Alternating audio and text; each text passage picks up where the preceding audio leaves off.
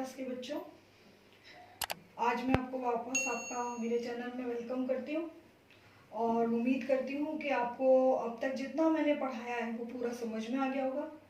इसी के साथ अपने चैप्टर को वापस कंटिन्यूटी में लेते हुए आज का टॉपिक है गैसेस स्टेट। ये वो स्टेट होती है बेटा जिस स्टेट के अंदर सबसे ज़्यादा पार्टिकल्स जो हैं वो लूजली पैक्ड होते हैं, या आप ये कह सकते हो जिनके पार्टिकल्स के अंदर सबसे ज़्यादा गैप होता है। यानी पार्टिकल्स में जो इंटर पार्टिकल स्पेस है वो बहुत ज़्यादा होता है, maximum space between the inter particles.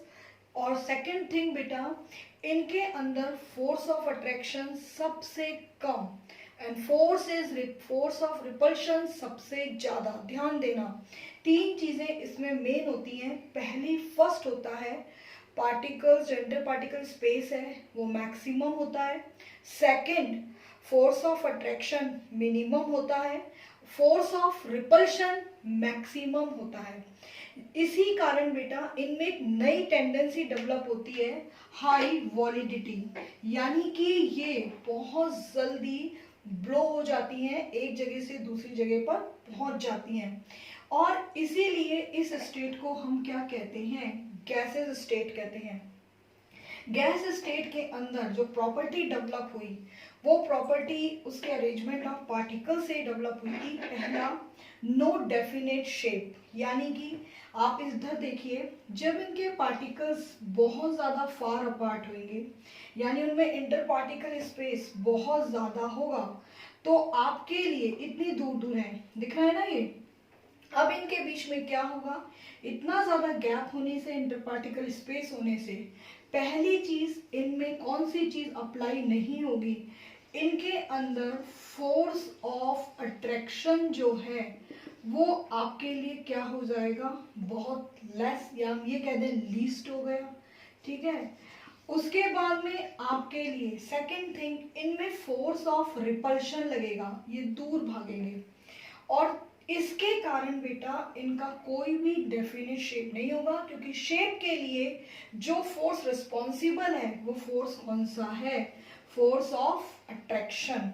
उसके बाद में आपके लिए आता है बेटा second thing, no fixed volume. क्यों नहीं होता?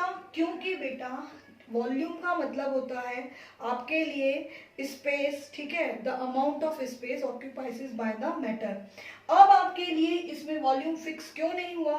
क्योंकि जब पार्टिकल्स के अंदर बहुत ज्यादा स्पेस होने लगेगी, ध्यान से देखना, तो इनके अंदर मूवेबिलिटी आने लगेगी, मूव करने लगेंगे, और उससे एक नई टर्म डेवलप होती है काइनेटिक एनर्जी, जो मैं आगे वाले वीडियो में आपको पूरा समझाऊंगी। ये जो काइनेटिक एनर्जी है, ये काइनेटिक एनर्जी आपके लिए डिपेंड करती है वेलोसिटी या स्पीड ऑफ पार्टिकल्स।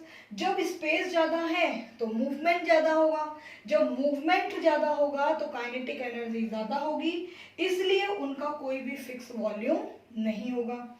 इसी के कारण इनमें दोनों टर्म्स जो मैंने प्रीवियस वीडियो में आपको पढ़ाई थी, सॉलिड की रिजिडिटी भी नहीं मिलेगी और आपके लिए लिक्विड की फ्लूडिटी भी नहीं मिलेगी। फ्लूडिटी तो फिर भी थोड़ी बहुत हम मान लेते हैं गैसेस में होती है, जो हम वॉलिडिटी के अंदर कंपेयर ले लेते हैं, लेकिन इनमें रिजिडिटी नहीं होती क्योंकि डेफिनेट शेप नहीं है, नो फिक्स्ड वॉल्यूम। अब इनके अंदर बेटा एक नई टेंडेंसी डेवलप होती है, जो होती है कंप्रेसिबिलिटी, जो सबसे ज्यादा एग्जाम में पूछी जाएगी, और उसी से इनके अंदर एक नई प्रॉपर्टी डेवलप हुई।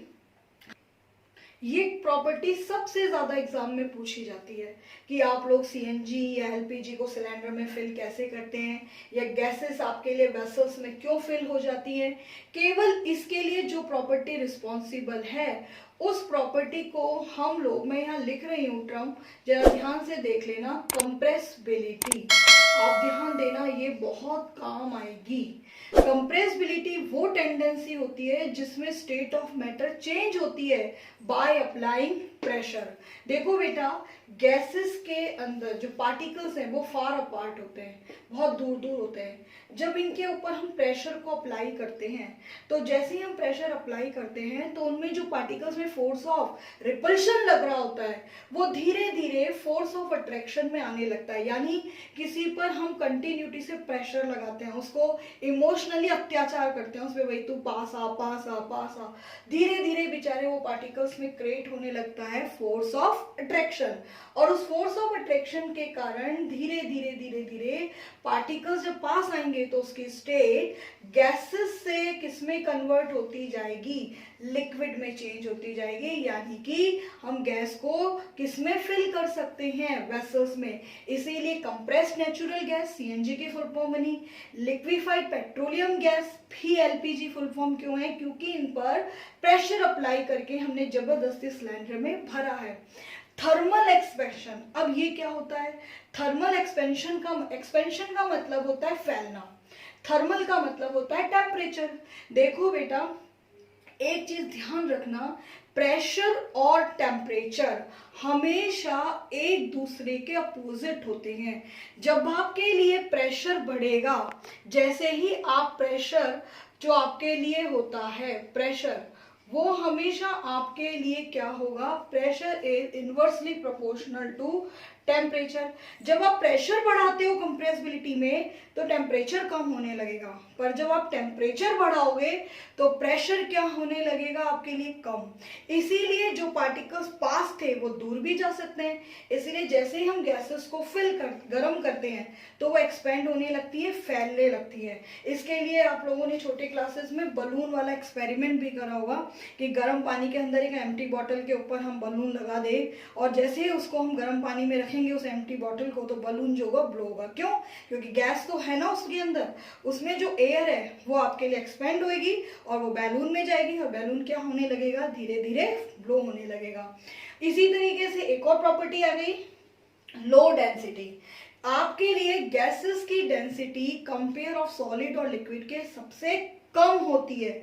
कम होने के कारण ही बेटा एक क्वेश्चन जो बहुत ज्यादा पूछा जाता है बड़े आपके बोर्ड्स में कि why does balloon of hydrogen fly, कि हमेशा जो हाइड्रोजन के बैलून्स होते हैं वो उड़ते क्यों हैं।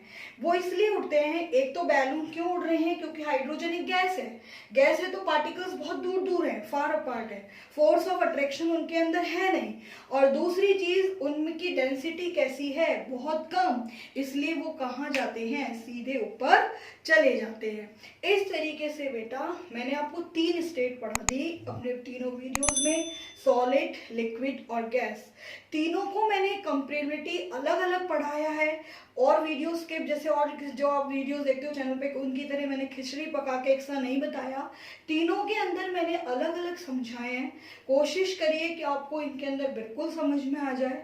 फिर भी अगर आपको कोई प्रॉब्लम आती है तो आप मुझे कमेंट बॉक्स में लिखिए, मैं आपकी प्रॉब्लम सॉल्व करूंगी।